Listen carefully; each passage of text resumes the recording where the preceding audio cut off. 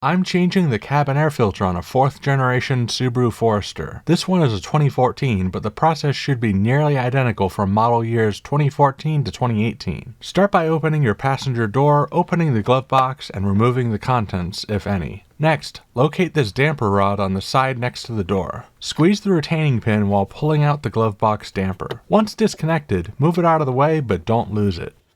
Next, you'll have to squeeze inward on the top part of the black plastic. The glove box has an open resting position thanks to these points, and you're squeezing them inward to allow the assembly to pivot even more. Once you can pivot the glove box past the normal stopping point, it will eventually get to the release point where it comes off. This removal should be quite easy, so don't try to force it. Place the glove box out of the way. Now we have access to the panel you can see on the new cabin filter you bought. There are 4 tabs that you will have to squeeze together to release the panel. Once unlocked, carefully slide out the panel because it may have a lot of dirt on it like this one. Before you put the new one in, look inside and see if there's anything to clean out. The blower motor fan is just below the filter. I didn't have any leaves to remove, but I did wipe the area clean. Now you can insert the new filter assembly. It only goes one way, so note the arrow that says up. The other side may say airflow direction, which will be down.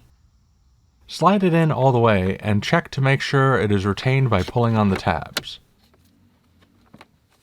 One of the tabs on mine didn't seem to lock into place, but the other 3 were. I'm not sure if that was a defect on the filter or the car, but 3 out of 4 will retain the filter if you encounter this issue. Next, you can attach the glove box. Again, there's a certain angle where it goes on easily, but it's so easy that it's also easy to not notice that you've only attached it on one side, so pay attention to the connection points. Pivot the glove box upward and it should slide into place with a little force to get it past the stop point. Before you put your stuff back in, make sure you reattach the glove box damper.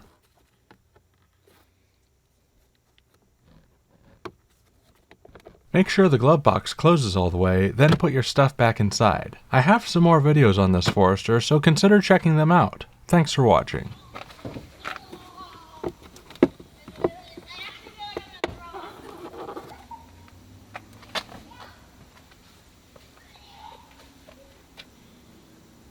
Well, that's fun background noise for this video.